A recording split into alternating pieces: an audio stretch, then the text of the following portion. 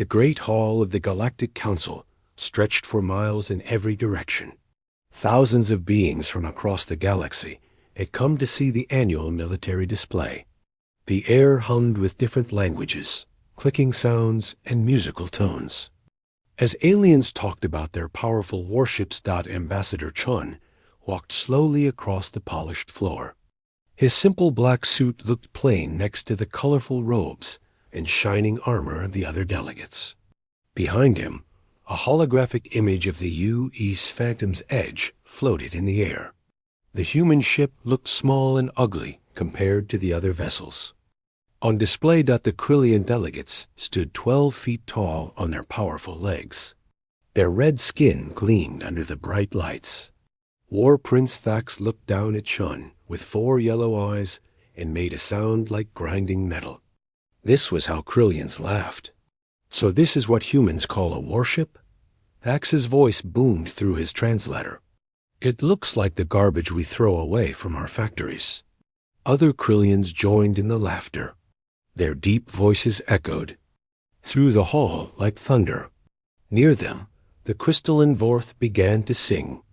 When Vorth found something funny, they made musical sounds that grew louder and higher. Soon the entire Vorth delegation was singing in harmony, their crystal bodies glowing with amusement. Chun kept his face calm, but his hands were tight at his sides. He had expected this reaction.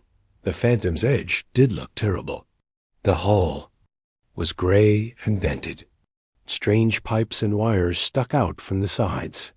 The engines looked old and patched together. Next to the sleek alien ships, it was embarrassing. A Nexari delegate floated over on 6 thin legs. The Nexari looked like giant spiders made of silver metal, but they were known for being polite and diplomatic. Ambassador Zilk's mechanical voice was gentle when she spoke. Ambassador Chun, we appreciate humanity's contribution to our collective defense. Her pause before the word contribution was not lost on anyone nearby. Perhaps your engineers need more time to develop proper military technology? More laughter rippled through the crowd. Chun forced himself to smile. The Phantom's Edge represents our best efforts, he said. We are proud to serve alongside the great fleets of the Council. Council Leader Vex stepped forward. The ancient being was over 8 feet tall and covered in dark blue scales. His species had ruled the galaxy for thousands of years before forming the Council. When he spoke, everyone listened. Let us review the military contributions of our member species, Vex announced. His voice carried clearly through the massive hall. The holographic displays changed. First came the Krillian war fleet. Massive dreadnoughts appeared in the air, each one larger than a human city. Their hulls were painted blood red and covered with weapon ports. Energy cannons the size of buildings jutted from every surface. The Krillian Empire contributes 300 dreadnoughts, Vex said. Each ship carries enough firepower to destroy a moon. The Krillians roared their approval. War Prince Thax beat his chest with fists that could crush a human skull. Next came the Vorth crystal ships. They looked like living diamonds floating in space. Light danced through their transparent hulls in beautiful patterns. When they fired, their weapons, pure energy flowed through the crystal structure like liquid fire. The Vorth Harmony provides 200 crystal ships, Vex continued. Their quantum weapons can cut through any known armor. The Vorth sang again, this time in proud harmony. Their voices created music that made the air itself shimmer. The Nexari fleet appeared next. Their ships looked like massive metal spiders with long legs that could grab and tear apart enemy vessels. Each ship bristled with thousands of small weapons and defensive systems. The Nexari Federation offers 400 web ships, Vex said. Their tactical networks can coordinate attacks across entire star systems. Ambassador Zilk clicked her approval with sounds like metal tapping on glass. One by one, each species showed their mighty fleets. The Zephyrian storm riders flew ships. that could move faster than light itself. The molten core dwellers had vessels that could survive inside stars. The ethereal ones built ships from pure energy that could pass through solid matter. Finally, it was humanity's turn. The Terran Federation contributes one ship, Vex said. He could not hide the doubt in his voice. The U.E.'s Phantom's Edge. The hologram showed the human vessel again. Compared to the alien fleets, it looked like a broken toy. The hull was painted in dull gray with patches of different colors where repairs had been made. Strange antennas and sensor arrays stuck out at odd angles. The engine section looked like it had been built from spare parts. The laughter started again, louder. This time, someone in the crowd shouted in a language Sean did not recognize, but the mocking tone was clear. Others joined in with comments in their own languages. Humans think one garbage ship can help defend the galaxy. Maybe they can ram it into the enemy. At least it will make good scrap metal. Chun felt his face grow hot with anger, but he forced himself to stay calm. Captain Martinez had warned him this would happen. The plan required everyone to think humans were weak and harmless. War Prince Thax stepped closer to Chun. The massive alien looked down with contempt in his 4 eyes. Human, your species has been in space for barely 200 years. My people have been warriors for 10,000 years. What makes you think you can fight beside us? Chun looked up at the towering Krillian. We may be new to space, but humans have always been good at finding ways to survive. Thax laughed again, the sound like rocks grinding together. Survival is not the same as victory, little human. When real enemies come, your people should hide and let the true warriors handle the fighting. The insults continued for another hour. Each species took turns pointing out how weak and primitive human technology looked. The Vorth suggested that humans might be better suited for carrying supplies than fighting. The Nexari offered to send engineers to help build proper ships. Finally, Council Leader Vex called for order. The Great Hall grew quiet as he prepared to make the official assignments. The Galactic Defense Fleet assignments are as follows, Vex announced. Quillian dreadnoughts will guard the core worlds. Vorth crystal ships will protect the trade routes. Nexari web ships will patrol the border regions. He paused and looked at Chun with what might have been pity. The human vessel will be assigned to patrol Sector 7G. Gasps and more laughter filled the hall. Everyone knew Sector 7G was empty space at the edge of nowhere. It was where the Council sent ships they wanted to get rid of without causing offense. No trade routes passed through it. No colonies existed there. It was the most useless assignment possible. Chun bowed his head as if accepting the insult. Humanity is honored to serve the Council in any capacity. As the ceremony ended and the delegates began to leave, Chun walked alone toward the exit. Behind him, he could still hear aliens making jokes about the pathetic human ship and its hopeless mission. What none of them knew was that 3 days ago, the Phantom's Edge had appeared in the middle of a Krillian military exercise, taken detailed. Scans of every ship present and disappeared again. The Krillians never even knew it was there. Let them laugh, Chun thought as he headed back to his shuttle. In a few months, they would learn what human engineering could really do. But by then, it would be too late for anyone to stop what was coming. The mockery would end soon enough. Captain Sarah Martinez stood in the main corridor of the UES, Phantom's Edge. The metal walls around her looked old and beaten up from the outside, but she knew the truth. Behind the fake rust and dented plates was the most advanced technology humanity had ever built. She pressed her hand against a wall panel that looked like it was broken. The panel scanned her fingerprints and DNA in less than a second. A hidden door slid open with a soft whisper of air. Martinez stepped through into the real ship. The corridor beyond was nothing like the outside appearance. Clean white walls glowed with soft blue light. Holographic displays floated in the air, showing ship status and crew locations. The floor was made of a material that absorbed sound, making her footsteps completely silent. Martinez walked toward the bridge, passing crew. Members at work. These were not ordinary sailors. Every person on the Phantom's Edge had been handpicked from the best of Earth's military and scientific communities. They had trained for 3 years in complete secrecy before this mission began. Lieutenant Commander. Jackson looked up from a computer terminal as she passed. His job was weapon systems, but the aliens would never guess what kind of weapons the ship really carried. Jackson had helped design energy cannons that could punch holes through space itself. "Captain, the crew meeting is ready," Jackson said with a smile. Like everyone else on board, he was excited to finally show what they could do. The bridge was hidden deep inside the ship, protected by layers of armor and energy shields.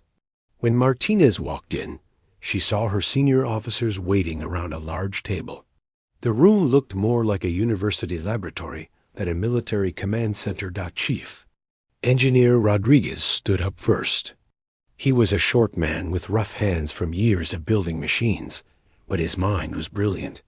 He had solved problems that the galaxy's best scientists said were impossible. "Captain, all systems are running perfectly," Rodriguez reported. "The dimensional phase generators are working better than we hoped. We can stay invisible for weeks without any problems."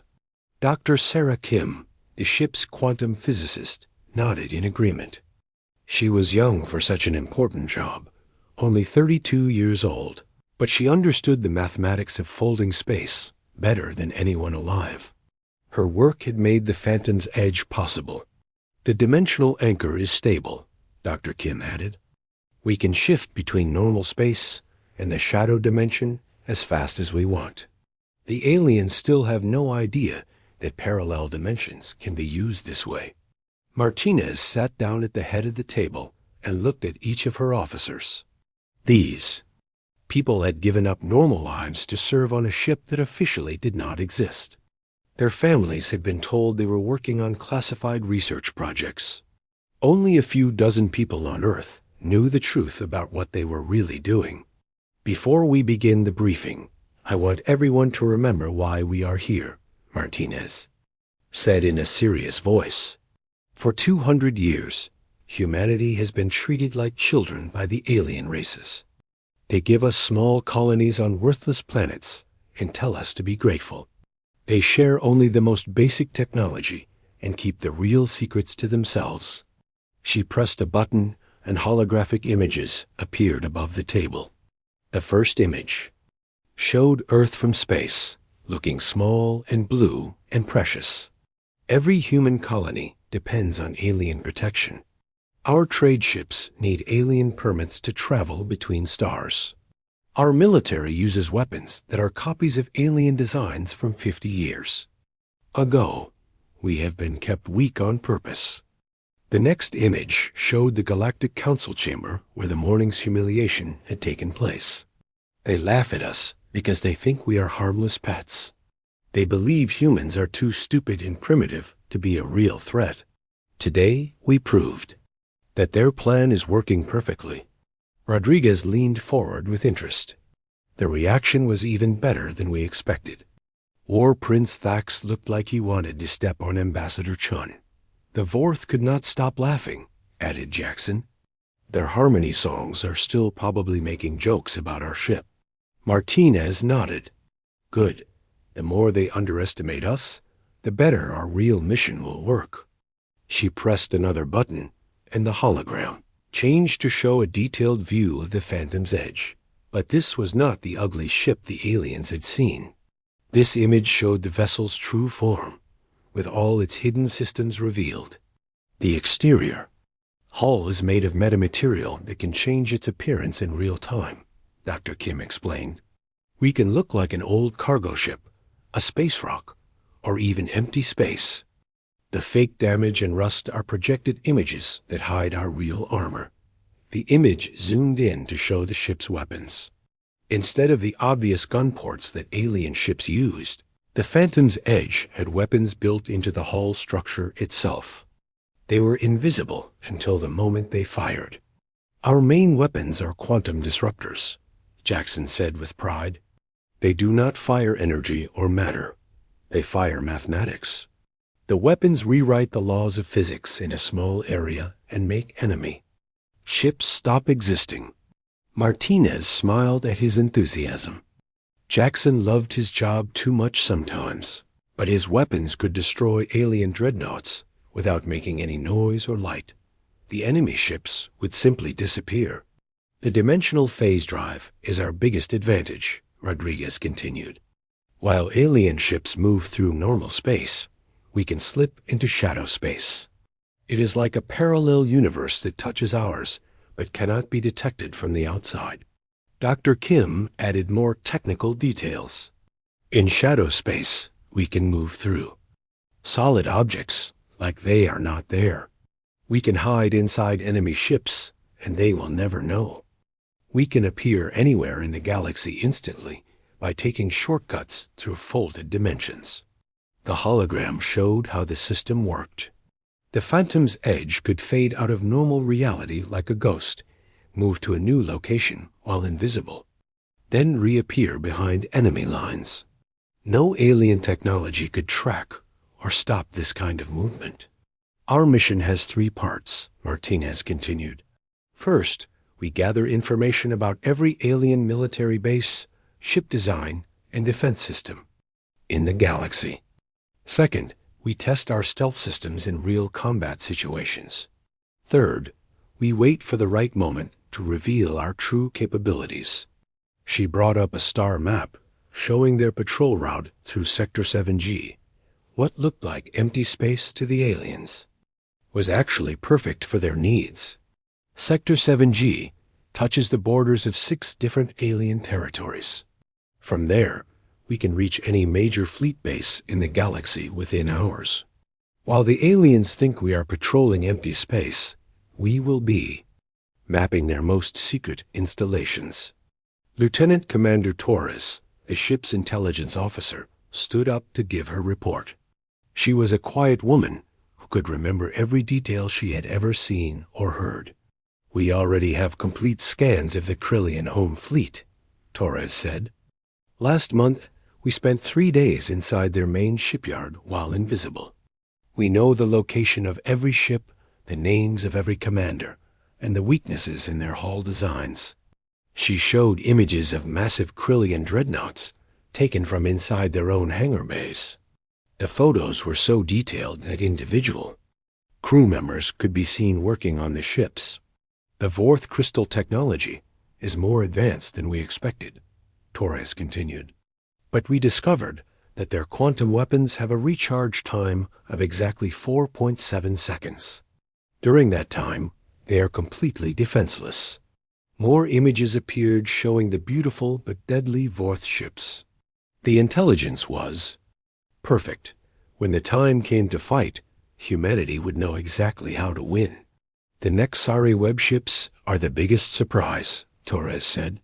"Their tactical networks are controlled by artificial intelligence systems that are actually smarter than the Nexari themselves.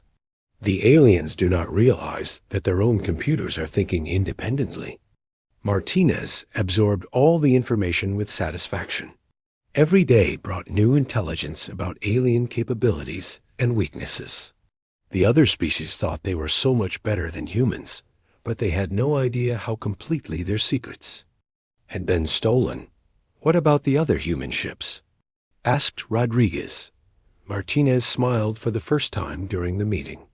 "The Phantom's Edge is not alone out here. 11 sister ships are already in position throughout the galaxy. Each one is gathering intelligence in their assigned sectors. When the time comes, we will coordinate our actions across thousands of light years." The room was quiet as everyone thought about the scope of their mission. 12 invisible ships were watching and learning, preparing for the day when humanity would step out of the shadows. "How long do we wait?" asked Dr. Kim. Until the galaxy faces a threat too big for the alien fleets to handle alone, Martinez answered. Earth Command believes that day is coming soon. When it arrives, the galaxy will learn what humans can really do. She stood up and looked at each officer in turn. For now, we continue the mission. We stay invisible, we gather information, and we let the aliens think they are superior. But remember this moment, because someday your children will ask what you were doing when humanity changed from a junior member to the real protector of the galaxy. The meeting ended, and the officers returned to their duties.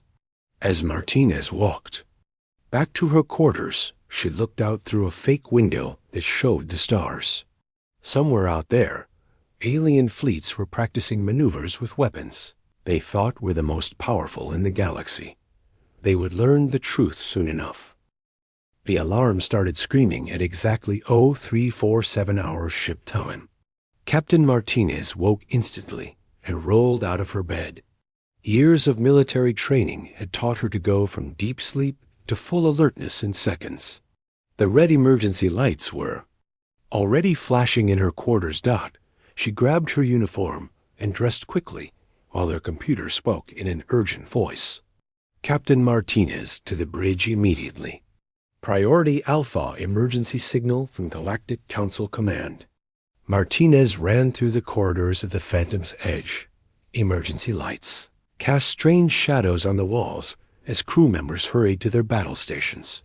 Something big was happening. Priority Alpha was the highest alert level in the galaxy. It meant the survival of entire civilizations was at risk. On the bridge, her senior officers were already at their posts. Lieutenant Commander Jackson looked up from his weapons console with worry in his eyes. Captain, we are receiving reports from the edge of the galaxy. Something has appeared out of dark space. Dr. Kim was working at her science station, her fingers flying over holographic controls. The quantum sensors are detecting massive energy signatures near the Rim Nebula. Whatever it is bigger than anything we have ever seen.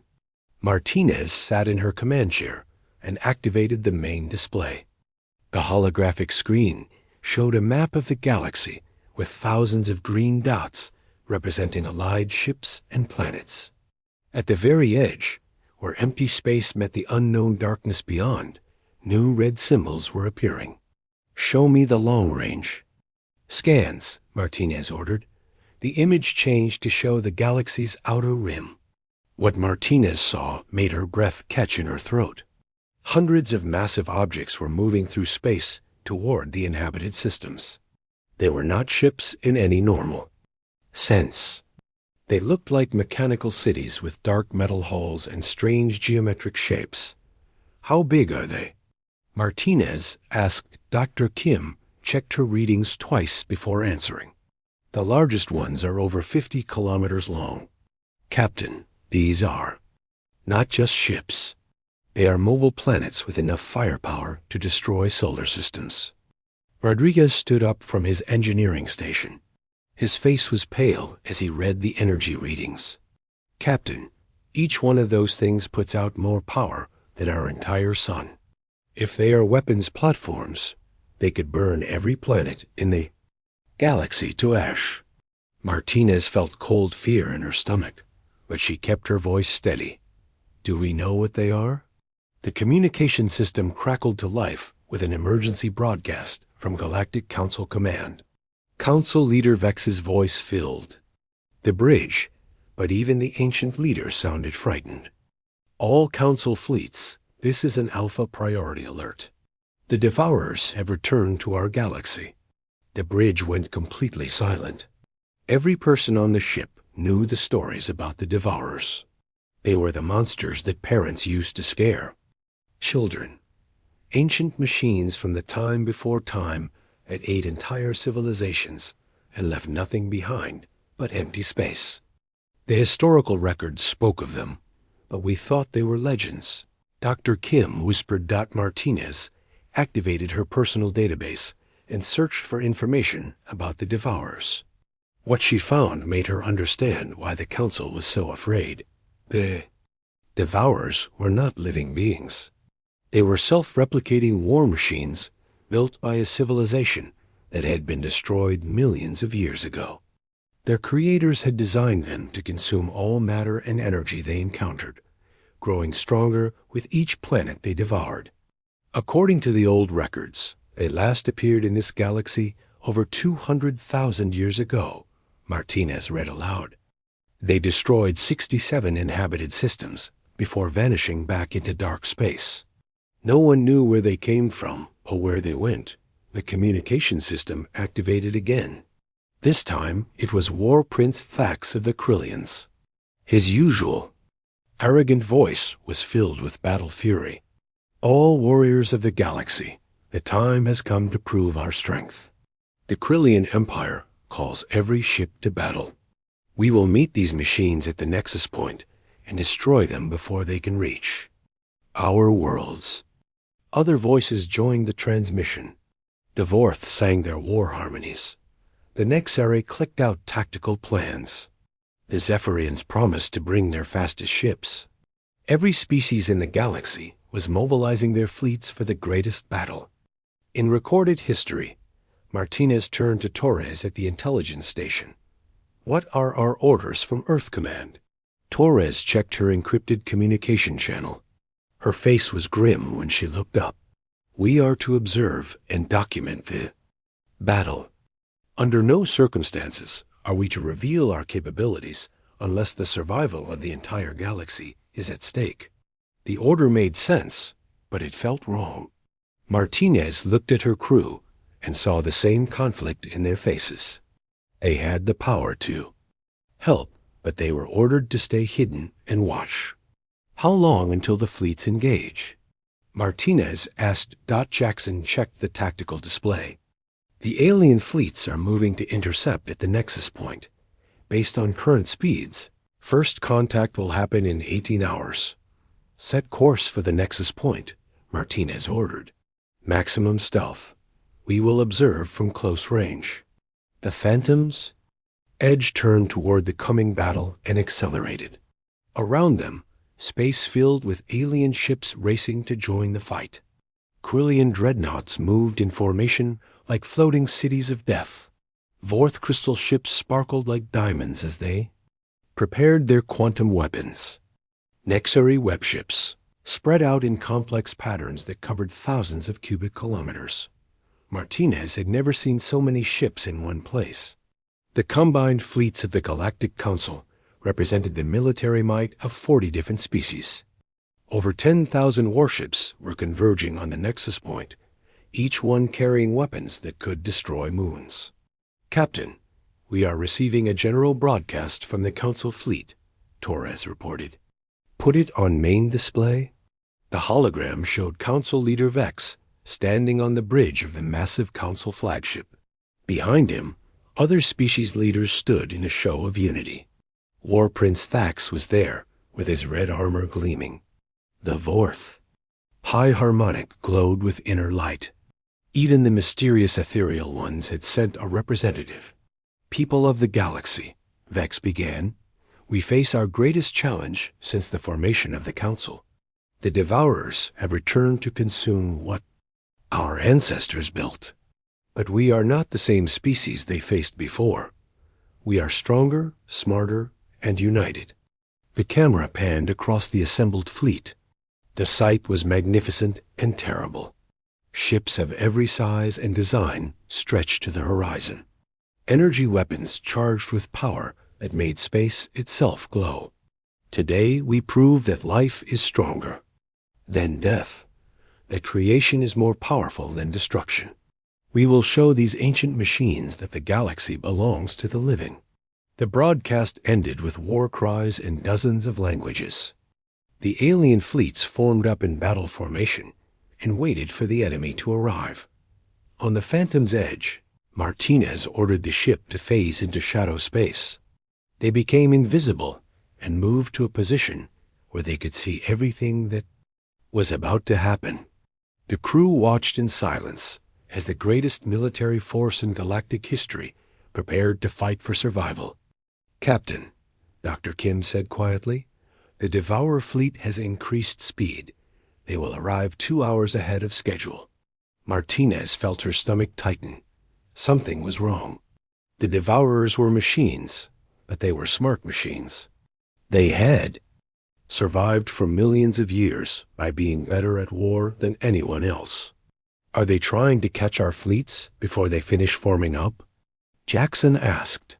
Maybe, Martinez answered, but she did not think it was that simple. The Devourers had been studying the galaxy for months while hiding in dark space. They knew exactly what they were facing. The red dots on the tactical display moved closer to the green dots representing the Council fleets. Martinez realized that in just a few hours, she would see if the combined might of 40 species could stop an enemy that had already conquered hundreds of civilizations. Captain, Torres said, with worry in her voice, Earth Command is sending updated intelligence. The Devourers are not just attacking this galaxy. Similar fleets have appeared in 12 other galaxies at the same time. This is a coordinated invasion across multiple reality streams.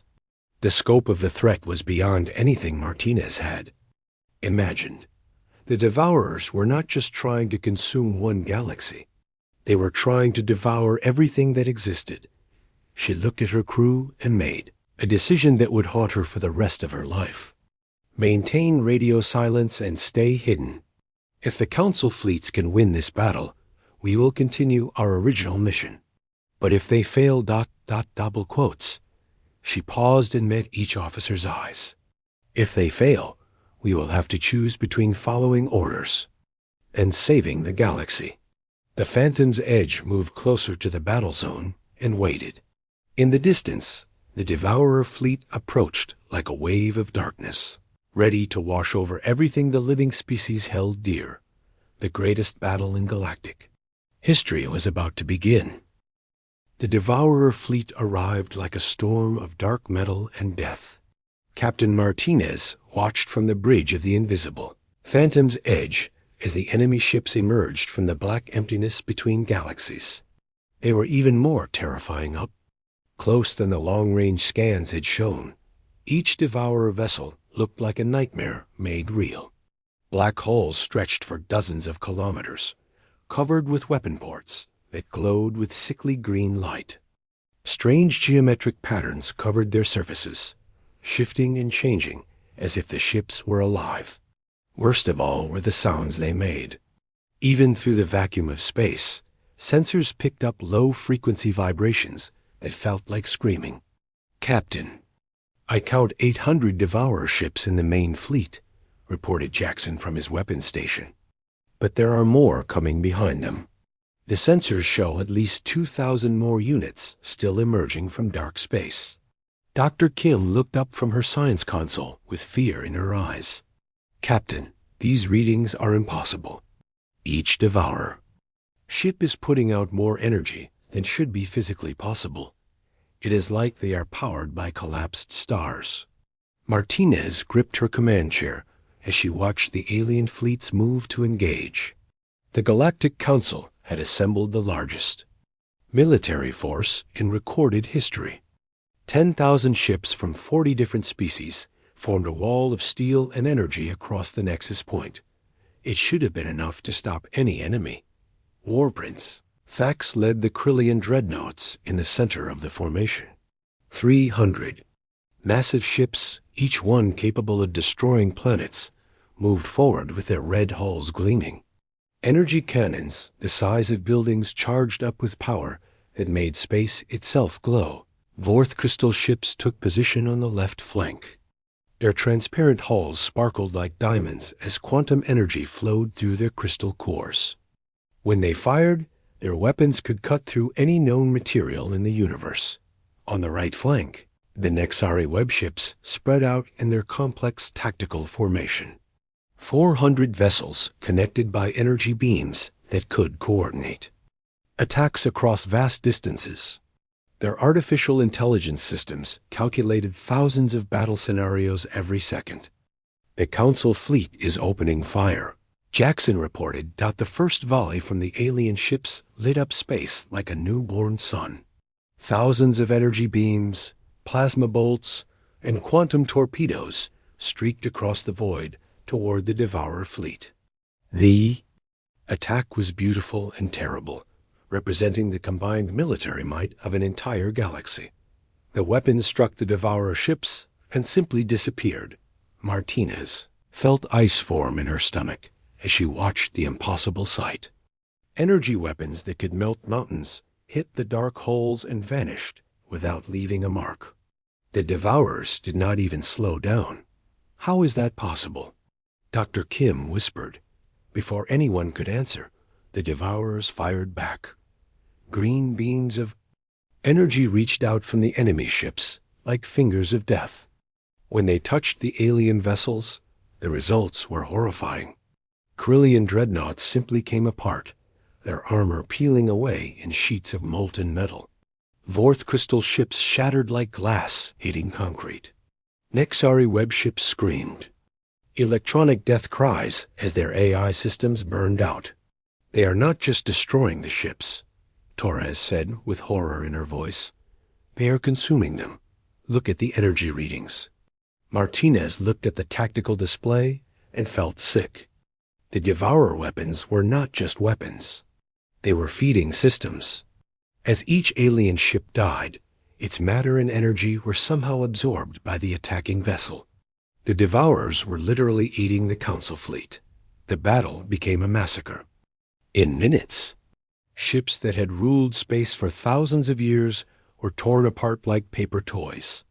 The Corellians tried to ram the enemy vessels, but their dreadnoughts bounced off the dark hulls like insects hitting a window. The Vorth attempted to retreat, but the Devourer ships moved faster than anything that size should be able to move. Captain, the Nexari tactical network is collapsing, Jackson reported. The Devourers are somehow turning their own AI systems against them. On the main display, Martinez watched Nexari ships firing on each other as their computer brains were infected by some kind of digital virus. The web that had made them so effective was now destroying them from within. War Prince. Thax's voice came over the emergency channel, filled with rage and desperation. All ships, concentrate fire on the lead Devourer vessel. We must break through their defenses. 100 Corellian ships focused their weapons on a single enemy ship. The combined firepower could have destroyed a small moon, but the Devourer vessel absorbed every shot without taking damage. Then it fired back with a weapon that cut the entire Corellian formation in half. Martinez watched Thax's flagship explode. In a ball of green fire, the proud warrior who had mocked humanity just days before died screaming defiance at an enemy that did not care about his courage. Captain, Torres said with a broken voice, the Council flagship is requesting immediate evacuation. Council Leader Vex is ordering all remaining ships to retreat. But there was nowhere to retreat to. The Devourers had surrounded the alien fleet in a sphere of death. Ships that tried to escape were hunted down and consumed. The few vessels that managed to break free were damaged, and fleeing in panic, Doc Martinez watched as the beautiful Vorth crystal ships died one by one. Their harmonic songs became screams of pain as the quantum energy that powered them was drained away. The pilots inside were dissolved along with their ships, their matter converted into fuel for the machines that killed them. Captain, we are receiving a personal transmission, Torres said. It is Ambassador Chun's daughter on the diplomatic vessel Harmony's voice. Martinez felt her heart stop. Ambassador Chun's daughter was only 16 years old. She had been on a cultural exchange mission with the Vorth when the attack began. Now she was trapped in the middle of the worst battle in galactic history. Put her through. The hologram showed a young girl with tears streaming down her face. Behind her, Martinez could see Vorth civilians trying to help wounded crew members. The ship was clearly damaged and losing power. This is Lisa Chun only. Harmony's voice. Our engines are dead, and we cannot escape. The Devourers have us caught in some kind of tractor beam. Please, if anyone can hear this, we have over 300 civilians on board. We need help. Martinez looked at her crew and saw her own anguish reflected in their faces. They had the power to help, but their orders were clear. Do not reveal human capabilities unless the survival of the entire galaxy was at stake. Captain, Jackson said quietly, the Harmony's voice is being pulled toward the largest devourer ship. Based on current trajectory, they will be consumed in 8 minutes. Martinez watched the diplomatic vessel being dragged helplessly toward the enemy ship. Through the hull of the devourer vessel, she could see the orange glow of massive processing. Chambers where captured ships were broken down for raw materials. Dr. Kim checked her sensors again. Captain, the Devourer fleet is not stopping at the nexus point. After they finish consuming the Council fleet, they will move toward the inhabited systems. At their current speed, they will reach the first colonies in 6 hours.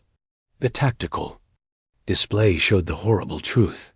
Red arrows moved from the battle zone toward dozens of green dots, representing billions of innocent lives.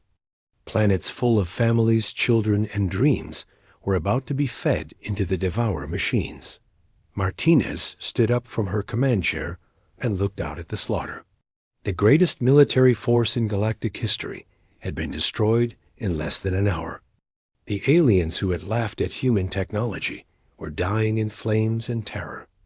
But she also thought about Lisa Chun's frightened face and the 300 civilians waiting to die. She thought about the colonies full of children who would never grow up if the Devourers were not stopped. Captain, Rodriguez said, Earth Command is sending new orders. We are to continue observing and maintain stealth at all costs. Martinez looked at the message on her personal screen. The orders were clear and direct. Under no circumstances was she to engage the enemy or reveal human capabilities. The Phantom's edge was too valuable to risk in a battle that could not be won. She deleted the message without reading it again. All hands, this is the captain, Martinez announced over the ship's communication system. For months we have watched from the shadows while aliens treated us like children. We have followed orders and stayed hidden while gathering intelligence on those who thought they were better than us. She paused and looked at each of her senior officers. They were all watching her with hope and fear in their eyes. Today those same aliens are dying because they were too proud to ask for our help. Their children are about to be fed to machines while we sit invisible and safe. I will not watch innocent people die when we have the power to save them. Martinez turned to Jackson at the weapons station. Charge all quantum disruptors and prepare for dimensional phase transition. We are going to show the galaxy what humans can really do. Jackson smiled for the first time since the battle began. Yes, Captain. All weapons charged and ready. Dr. Kim, prepare to bring us back into normal space directly behind the Devourer command ship.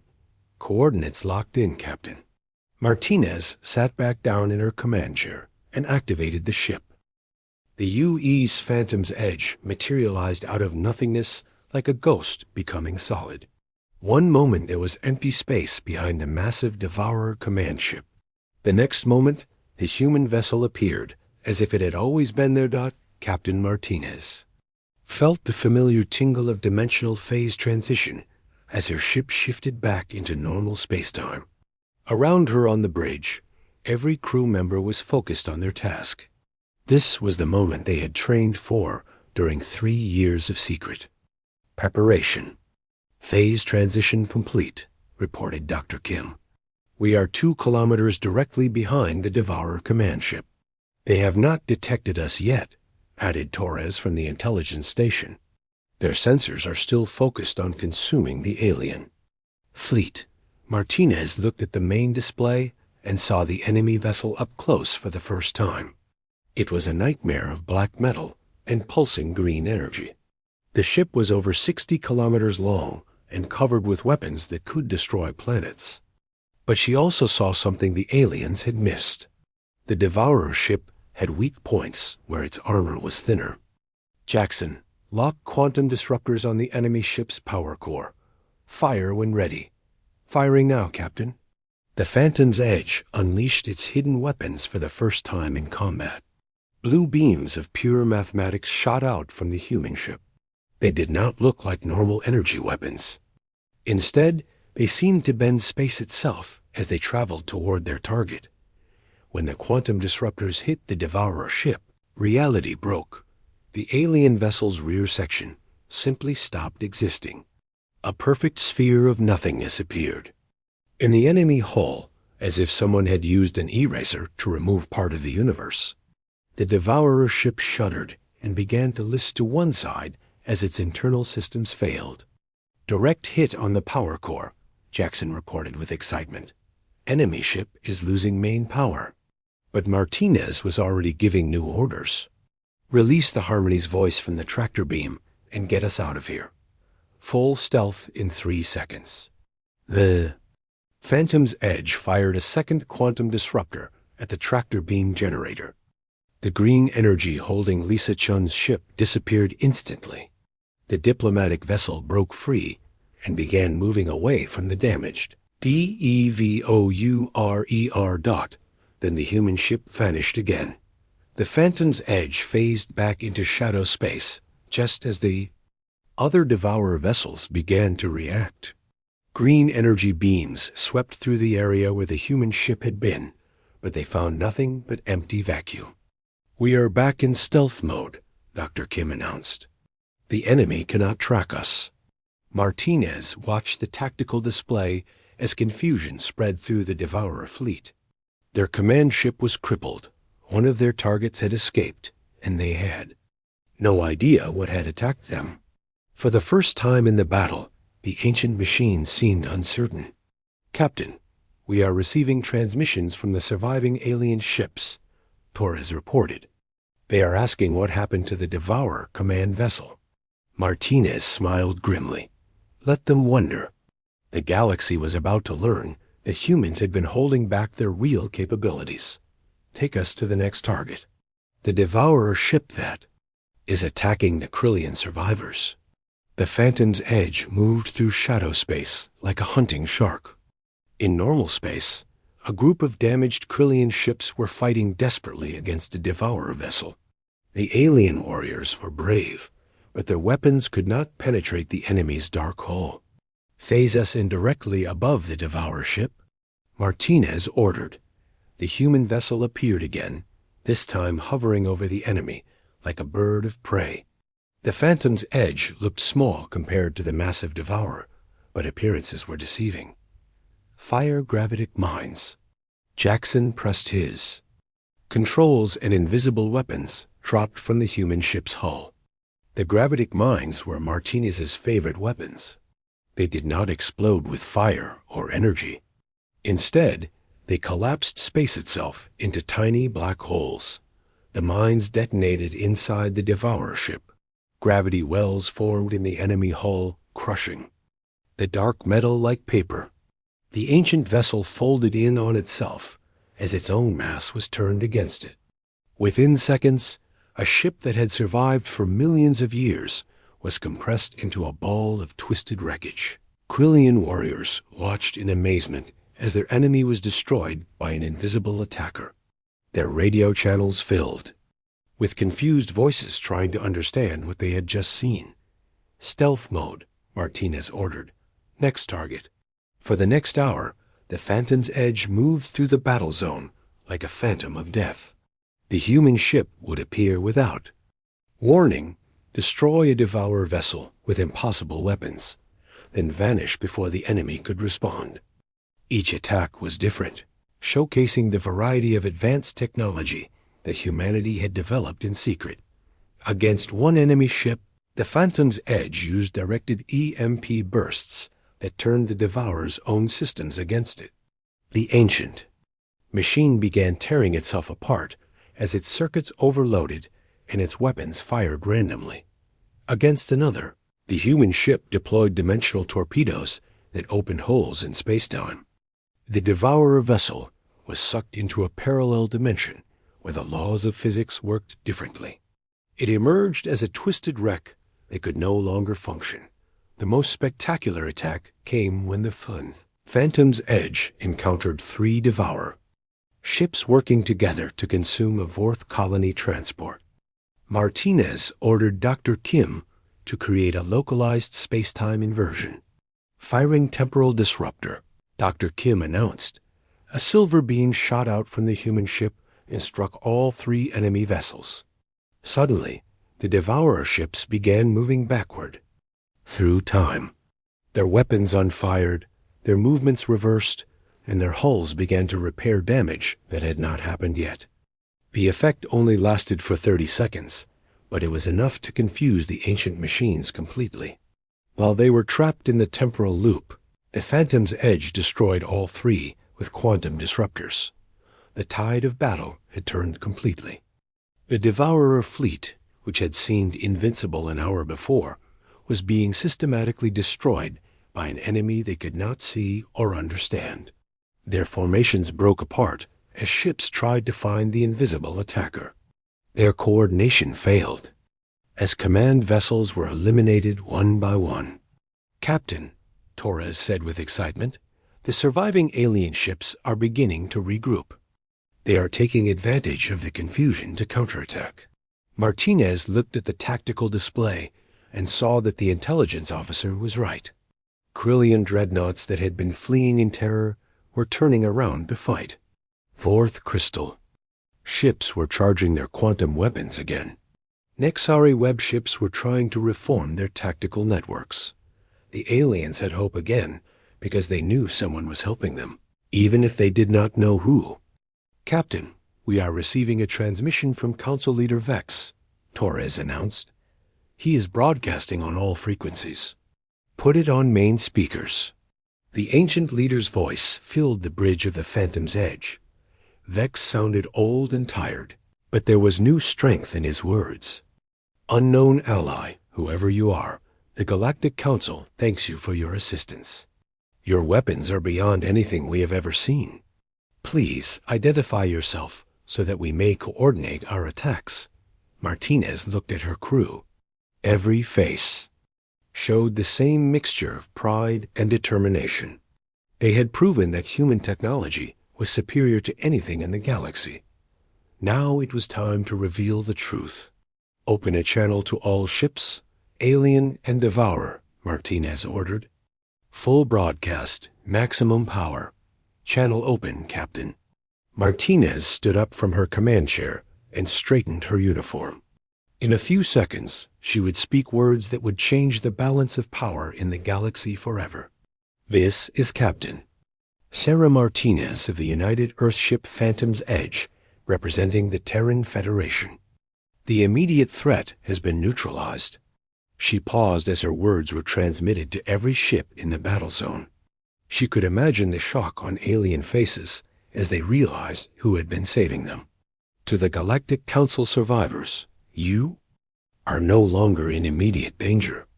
Regroup and tend to your wounded. To the Devourer fleet, you have 15 minutes to retreat to dark space or be destroyed." The communication channel exploded with voices in dozens of languages. Aliens who had mocked humanity hours before were now demanding to know how humans had developed such advanced technology. The Devourers remained silent, but their ships began moving into defensive formations. "Captain," Jackson said, "the Devourers are not retreating. They are massing for another attack." Martinez had expected this.